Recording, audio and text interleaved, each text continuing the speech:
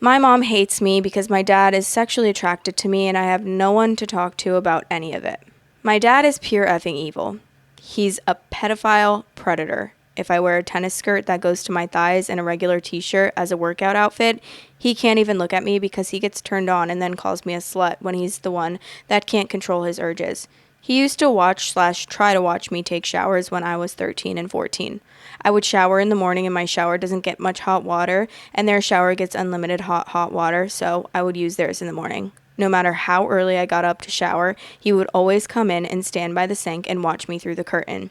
The curtain was sheer. I tried locking the door and I got yelled at. I tried telling him that he made me uncomfortable just standing there and he got defensive and yelled at me that this is his house and he can do what he wants. I have countless stories like this. He hit/beat me until I was like 17 and could press charges. I have to wear baggy clothes and a bra around the house because he'll stare at my boobs and check me out. I'm worried that if I move out too soon, he's going to do the same thing to my little sister. I'm the only one who will stand up to him in this house. My mom lives in La La Land and acts like nothing is wrong ever. But me bringing her back to reality or her realizing what's really going on gets blamed on me. Because neither of them can ever be wrong. It's always my fault. Everything has to be my fault because then they'd have to admit they aren't perfect. My mom hates me because he's attracted to me. She's jealous of the attention I get from him. My youth, my freedom, and my looks. I get that reaction from women a lot though. They hate me because they're jealous of the way I look, when if they knew what my life was like, they wouldn't feel that way. It took me way too long to realize that that was the issue. I thought there was something wrong with me for most of my life. I would constantly analyze my words, my actions, anything I could have possibly done to make these girls hate me out of nowhere when I had been nothing but nice to them. But it was never me. It was always them. If you aren't an attractive woman, you will not understand, so don't even try to comment that I'm vain for thinking that way. It is a reality few acknowledge and even fewer understand. Back to my parents. I was always taught heavily that I should turn the other cheek when being bullied or disrespected because it's the Christian way, when really that just taught me to accept their abuse and not speak up for myself. It took years before I finally started fighting and yelling back against them, which lessened their abuse because now they know that I'll call them out and fight back. But now that I'm an adult, I have limited options to fight. If I call them out, I'm afraid that I'll get kicked out. For example, just the other day I was wearing the aforementioned workout outfit with a skirt and a t-shirt. He couldn't look at me and faced the other way from me while talking to my mom in the kitchen. The vibe in the room shifted. My mom is always wishy-washy with her attitude towards me. Sometimes she's kind of sweet, but most of the time she's cold and apathetic towards me, if not cruel. She speaks badly about me to other family members, and both of them have already run their triangulation alienation operation, so that if I were to ever tell anyone what happened and the things that they've done over the years, I would just get called crazy. I feel sorry for my mom because she's trapped. There's no escaping him unless he dies. I've wanted to unalive him so many times throughout my life for everything that he's put me through and done to me. Things I can't find the courage to talk about. And what am I supposed to do about it? Police protect abusers. They always have every time they've shown up. Domestic violence shelters won't take me because I don't have a kid and there's no immediate threat of me being killed.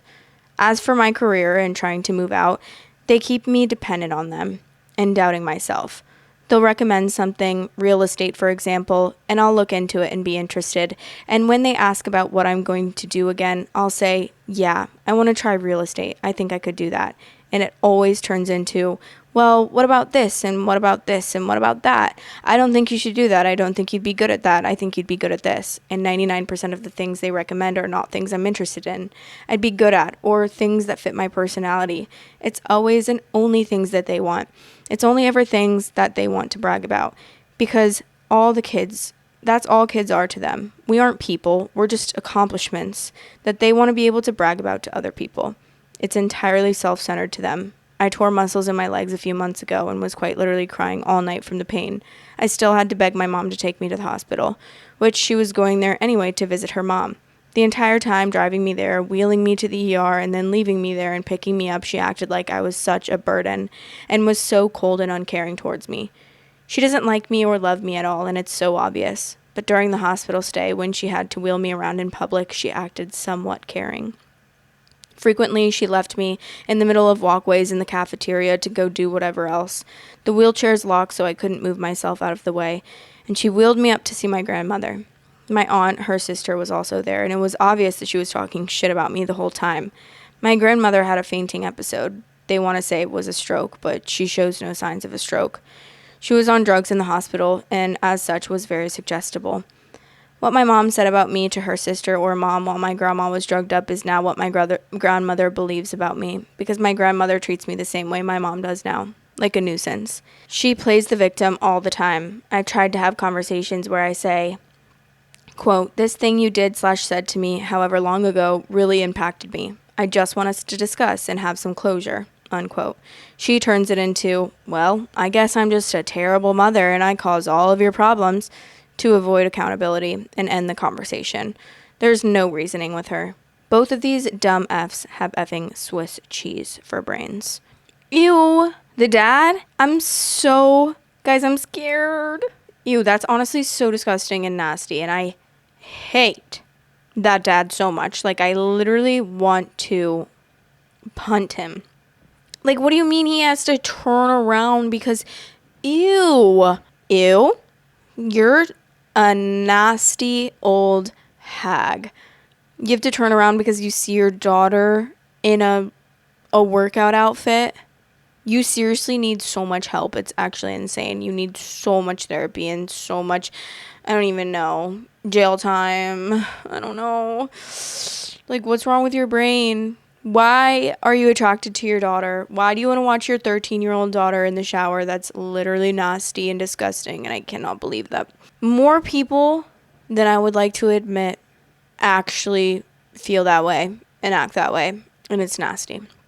And let me tell you that I still have people arguing with me in the comments of my one video when I read that comment about the, like, incest comment, about if incest is wrong. And I'm like, dude, please.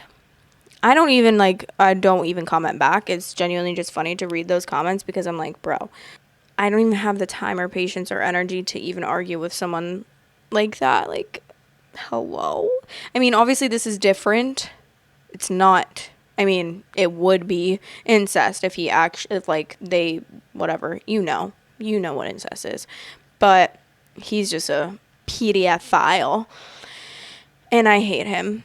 And I was actually listening to a podcast the other day of a guy that, like, went to prison for being one in the past, and he said, like, now he's over and he never has any of those urges and stuff. And he was just telling his experience of why he thinks that happened and why he doesn't have the urges anymore, and like how he got started with that stuff, like looking at underage stuff, which I was like having such a hard time listening, and the hosts were having a hard time listening to him as well, just because, like, I don't know, even if you did change, it's just, and he didn't really know why he, like, doesn't have urges anymore, and he wouldn't really admit that, like, maybe it is something that he has to work through every day. He genuinely just said, like, it disappeared. But I feel like as a person that doesn't think that way or feel that way, looking at a person who is a PDF file, like, is so hard to even believe that you could just all of a sudden not have that urge or not have that in your brain. Like, I don't know, it's a really hard thing. And they were talking about, like, what they think about how there's conversations about, like, what do we do as a society, because pretty much if you come forward like you are having these thoughts, or you've done this, like if you've looked at stuff like that before, then you're pretty much like you're gonna go to jail for it. And they were basically talking about, like, the argument of, should we have, like, places like how we have rehabs, or like like rehabs for, like, addictions and stuff. Should we have that for people that are having these thoughts, so that before they take action, they can realize that they have these thoughts, or even if they did take action, they could come and admit that they have this problem and then, like, work through it and get therapy for it, kind of similar to how someone does in a rehab. And obviously we don't, like, I don't know, I don't have enough information on that to even know, and it's, like, hard to feel any type of sympathy or empathy towards a person like that. Like, whereas with like, I'm not trying to compare the two. I'm not trying to compare addiction and being a pedophile, obviously. But you know what I mean? Like, with that kind of person with an addiction, it's easier to feel sympathy and empathy towards that person. But, like, with them, like, with a PDF, like, I can't conjure up any type of empathy or sympathy towards them, and wanting to be like, of course I want it to get better in society, and I don't want that to be a thing where children are put in danger because of these types of people. But it's also at the same time hard to be like, oh yeah, you're like, I feel so bad for you that you have to go through that, because it's just, I don't know. I can't explain it. It's just as like a person that it's hard to look at that person and be like, oh wow, I feel so bad for you, because I just don't feel bad for them. I feel bad for the children that have been harmed and put in harm's way because of their fantasy in their head, like whatever. It's nasty. The top comment says, confide in another adult, preferably a neutral party like a teacher or a counselor. They can start to keep a paper trail, and I would start documenting the abuse. If you get a bruise, take a picture. If you catch your dad watching you shower, get a video of it. Take voice recordings of conversations and fights. Talk to your sister in private and ask her about anything she's going through, and tell her to start talking to either the same adult you do or another. You need to document the abuse, and once you have enough evidence, go to the police. They cannot turn a blind eye to a bunch of glaring evidence and an adult confirming everything. You have to realize that you and your sister will likely either go to a family member, a new family, or the foster care system. Some of those options may not be better than your current situation. I'm just warning you in advance. If the abuse doesn't escalate, or your sister isn't being as abused or heavily impacted, I would advise working and getting paid cash, or finding a way to open your own bank account that a trusted adult or you only have access to. Start saving, find a way to move out, and then take them to court and get custody of your sister. I'm telling you now, this is a very difficult and may even be a very long process. You will run into people who don't believe you. You will have a lot of people turn their backs on you, people who you thought would be there for you, but it will get better. You don't have to do any of this, but if you seriously want to get out and get your sister out as soon as possible, this is what I would go with. It's so hard. Like, just even like reading that is so exhausting, and just to think of like a young kid having to go through that's just like terrible, because you just wish that it was as easy as going to the police and being like, this happened and this is what I'm going through. And this girl is about to be she's 17. I don't know what state she's in or even what country she's in, but like if she's in the US, there are places that consider 17 not a minor, right? Which is kind of crazy that it's like each state has the decision. Like, I feel like it doesn't make sense. It's like, oh, you're an adult here and as an 18-year-old, but there you aren't an adult. Another crazy thing to think about too with these situations is when the mother like chooses that man over their kids. That's another thing that is really, like, I don't feel sympathy or empathy for that person either. Like, it's so crazy to me that people will choose a predator man over their own children, and then also spread lies about their children so that they're not believed as a victim to their own family members. Like, it's so sad and so incomprehensible for me.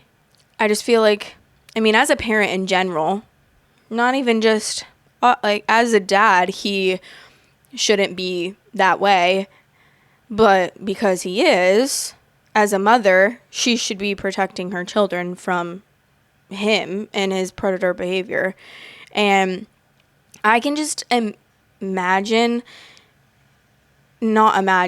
but if that were me in my, like, I can't even imagine. I cannot even imagine. That's like literally so sickening to think about. If I had kids and that were like my husband turned out to be that type of person, I don't even know. Like, I genuinely might end up in prison. I might be in prison for the rest of my life, because if I saw my husband looking at my child in that way, oh my God, hands would be thrown. Hands would be thrown. Love you guys so much. Thanks for watching. Please like, comment, and subscribe.